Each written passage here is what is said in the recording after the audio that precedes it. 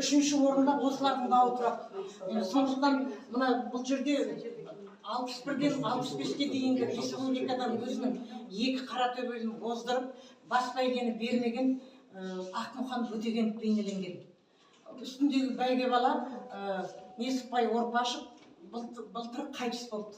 Осы суретті апарып бергенімде жылады, мынаны қайдан алдым.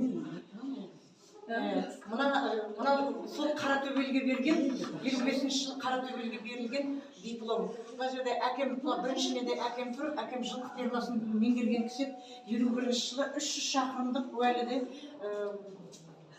адай жылқылардың жарысы өткізіледі.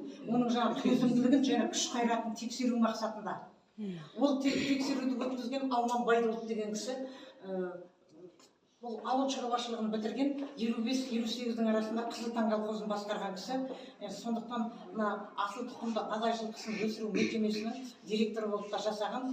Сондықтан мына елдің аузындағы аңыздар шын ба, өтірік па деп ойлаған болар деймін. Мынау аттардың, жаңағы аттардың стартта тұрған, стартқа дайындалып жатқан кезі. Одан кейін тор аттарды бір бөлек, ақ аттарды бір бөлек реттейді.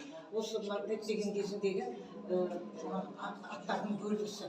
Ортада Ақмұқан атбегі, Ағатай Тыныштық, мынау Орыстың баласын мініп тұр, бірақ Орпашев Несіпбай барған екен. Мына жерде